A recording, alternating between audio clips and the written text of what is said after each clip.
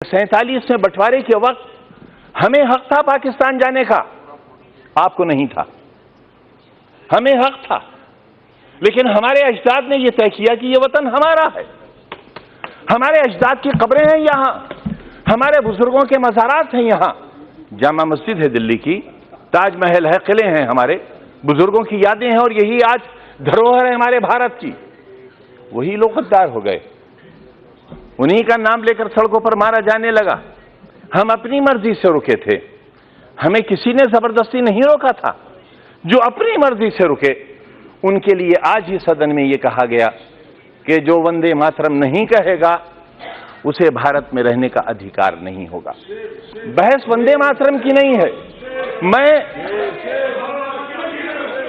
मेरी बात तो सुन लें आप, मेरी बात सुन लें, हो सकता है आपको शर्मिंदगी हो।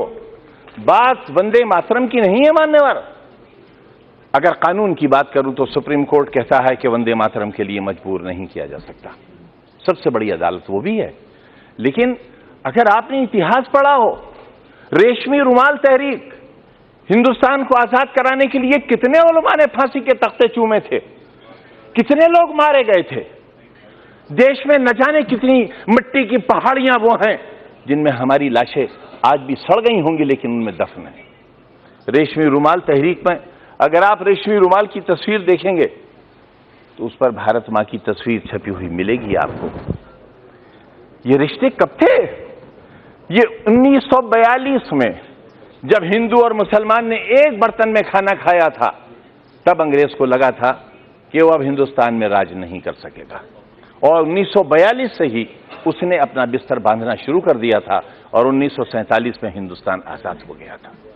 हम आज भी एक ही मोहल्ले में रहते हैं, एक घर में बैठते हैं, हमें किसी को एक दूसरे से डर नहीं लगता।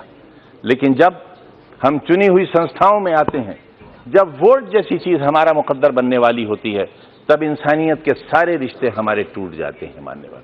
इससे देश बहुत कमजोर हो रहा है, इससे हम बहुत कुछ खो रहे हैं।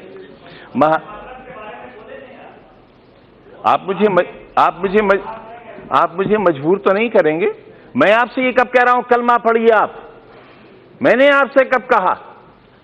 मैंने आपसे कब कहा कि कुरान की आयतें पढ़ी जाएं? यहां ये लोकतंत्र का मंदिर है, ये संविधान का मंदिर है।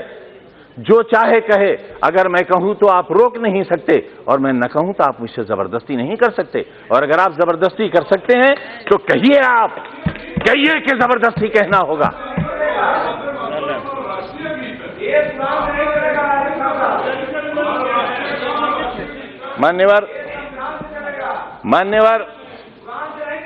मान्यवर संविधान से चलेगा, यही तो हम भी चाहते हैं, यही हम चाहते हैं। अगर संविधान में कहीं किसी मजहबी किताब का कोई श्लोक, कोई आयत पढ़ने के लिए कहा गया हो, मैं सबसे पहला व्यक्ति हूंगा जो इस हुक्म पर नतमस्तक करूंगा। मानो संविधान को। मैं भी यही कह रहा हूं, हमें संविधान को मानना चाहिए, और जो लोग संविधान को नहीं मानेंगे वो देश के साथ अच्छा नहीं करेंगे, क्योंकि ये देश बहरहाल सबका है। पूरा जिस्म हाथों से बना हुआ नहीं है, पूरा जिस्म पैरों से बना हुआ नहीं है। शरीर का एक हिस्सा खत्म कर दिया जाए, इंसान नहीं रह जाएगा। हिंदुस्तान एक बेहतरीन इंसान है, इसे बेहतरीन इंसान बना रहने दिया जाना चाहिए। ये कहना चाहता हूं मान्यवर।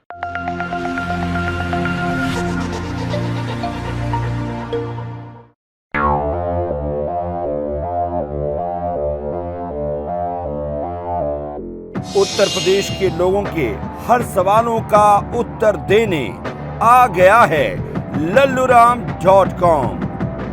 लखनवी तहजीब के साथ बाबा विश्वनाथ की नगरी काशी से प्रेम के ताज के साथ आगरे के पेठे का मिठास लिए, संगम नगरी इलाहाबाद की आस्था की डुबकी के साथ खुशबुओं के शहर कन्नौज की इत्र की महक लिए, फिरोजाबाद की चूड़ियों की खनक लिए, इधर बर्तनों के शहर मुरादाबाद की आवाज, तो उधर कानपुर में उद्योग धंधों की आवाज, इधर राम की नगरी अयोध्या से कृष्ण की नगरी मथुरा के पेड़े का आनंद लिए, रामपुर का चाकू तो अलीगढ़ का ताला। लल्लूराम.com का हर बात कहने का ढंग है बेहद निराला। उत्तर प्रदेश की हर खबरें सबसे पहले जानने के लिए पढ़ते रहें, देखते रहें लल्लूराम.com। सच कहेंगे लल्लूराम।